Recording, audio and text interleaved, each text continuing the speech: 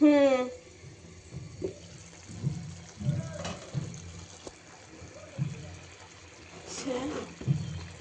সমুদ্রের একেবারে সাদা সাদা কতগুলো ছোট লইট্টা মাছ আছে। তো এখন ওগুলাই রান্না করতেছি।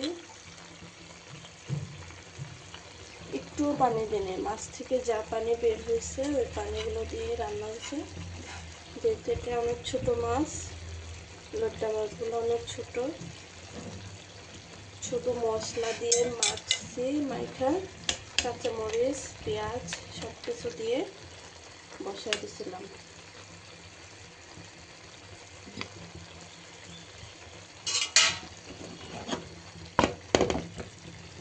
একেবারে শুকনো শুকনো করে রান্না করছি লইট্টা মাছ।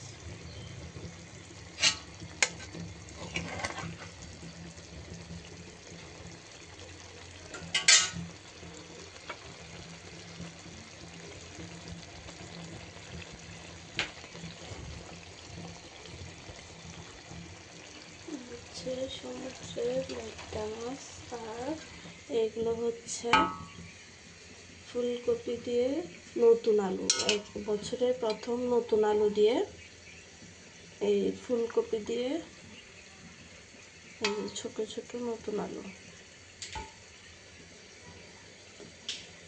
তেলাপিয়া মাছ দিয়ে রান্না করছি।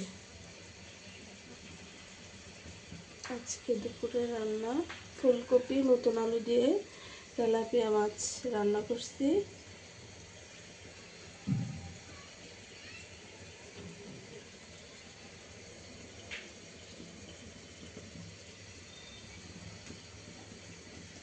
আর এই যে হচ্ছে লইট্টা মাছ। টাটা।